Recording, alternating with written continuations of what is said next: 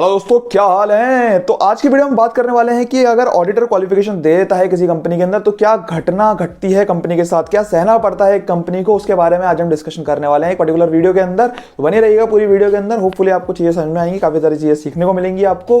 तो चलते हैं वीडियो की तरफ। तो दोस्तों हुआ क्या, बेसिकली मैं एक ऑडिट कर रहा था, एक क्लाइंट के पास था। क्लाइंट जो था एक प्राइवेट लिमिटेड क्लाइंट था, छोटा सा क्लाइंट था, मतलब कोई ज्यादा बड़ा क्लाइंट नहीं था, 40 करोड़ के अराउंड का टर्नओवर था। तो प्राइवेट लिमिटेड क्लाइंट है। तो हुआ गया, मैं एक इन्फॉर्मेशन उससे मांग रहा था, काफी मेजर इन्फॉर्मेशन थी उस एंटिटी के पर्सपेक्टिव से। तो मैं मांगता हूँ कि सर ये डिटेल दे दो, देता नहीं है जो क्लाइंट था।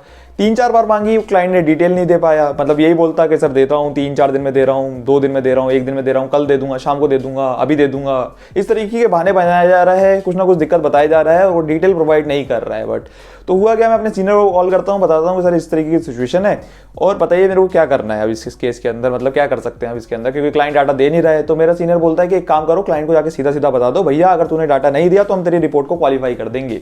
ठीक है।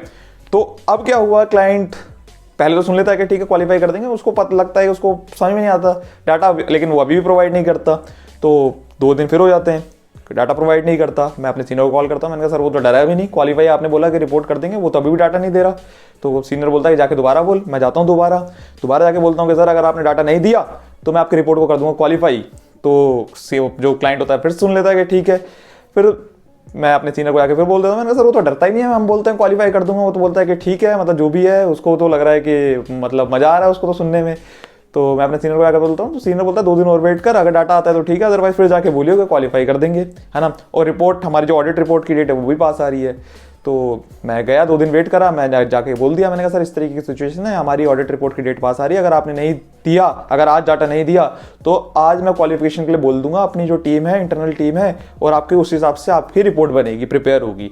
तो अब वो पूछता है कि सर ये तो बता दो कि क्वालिफिकेशन जब से करे जा रहे हो, क्वालिफिकेशन का मतलब क्या है, होगा क्या मेरी एंटिटी के अंदर, ये तो बता दो।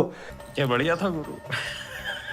तो मैं भी सोच में पड़ गया, यार बात तो ये सही कह रहा है, मतलब प्राइवेट लिमिटेड कंपनी है, लिमिटेड लिस्टेड कंपनी होती तो फिर भी मैं कुछ चीज़ बना के बोल देता, लेकिन प्राइवेट लिमिटेड कंपनी है तो इम्पैक्ट क्या पड़ेगा।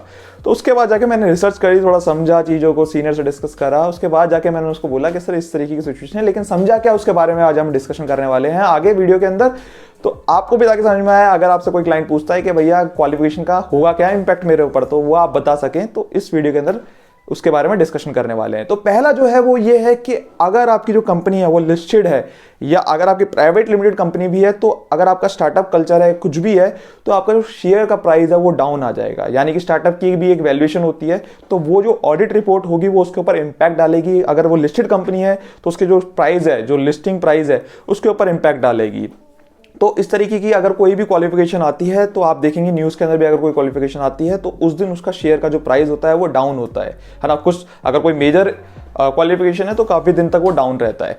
दूसरे नंबर पे अगर मैं बात करूं तो बोरिंग, आपको बोरिंग मिलने में बड़ी दिक्कत होगी। बैंक जो होगा वो बोरिंग्स नहीं देगा आपको, बोलेगा कि आप तो डिफॉल्ट कर देते हो, आपके ऑडिट रिपोर्ट में क्वालिफिकेशन है तो हम इसलिए आपको बोरिंग नहीं देंगे। और वो ऑब्वियसली डिपेंड भी करता है कि किस तरीके की क्वालिफिकेशन है। बट जनरली क्या होता है, जो बैंक्स होते हैं वो ये सोचते हैं यार अगर इसके ऑडिट रिपोर्ट में क्वालिफिकेशन है तो कहीं ना कहीं वो इंपैक्ट आता है एक बैंक को बोरिंग देने में भी, और जो ऑलरेडी जो अप्रूव्ड है उसमें भी काफी दिक्कत करते हैं बैंक। तो मान लीजिए अगर वो प्राइवेट लिमिटेड कंपनी की कोई होल्डिंग कंपनी है जो बाहर है, जैसे अमेजॉन है, अमेजॉन की अगर कोई प्राइवेट कंपनी इंडिया के अंदर है, कोई प्राइवेट लिमिटेड कंपनी इंडिया में बनी हुई है, लेकिन अमेजॉन जो है वो होल एंड सोल वो बाहर फॉरेन कंपनी है, तो फॉरेन जो होल्डिंग कंपनी होगी वो क्वेश्चनिंग करेगी इंडियन वाले बंदों से, या फिर जो भी कहीं पे भी जो सब्सिडरी है उसे क्वेश्चनिंग करेगी कि रीजन क्या है इस चीज का। तो वो काफी सारे जो प्रॉब्लम होगी इन्वेस्टर के प्रोस्पेक्टिव से, वो भी सारी दिक्कत रहने वाली है उसके अंदर। चौथे नंबर पर अगर मैं बात करूं तो जो भी अथॉरिटीज होती हैं, चाहे वो टैक्स अथॉरिटीज हो गई, पीएफ हो गई, जहां पर भी आपकी जो रिपोर्ट्स होती है वो सबमिट होती है, वो आपके लिए दिक्कत करेगी, क्योंकि यहाँ जैसे वो देखेंगे कि क्वालिफिकेशन है तो कहीं ना कहीं वो नोटिस भेज देंगे आपको। 5वें नंबर पर अगर मैं बात करूं तो वेंडर से क्या होगा ना, आपको जब भी माल खरीदना है, अगर वेंडर नॉलेजेबल है, कोई अच्छी कंपनी है, तो वेंडर को पता है कि भैया इस तरीके की क्वालिफिकेशन आई है,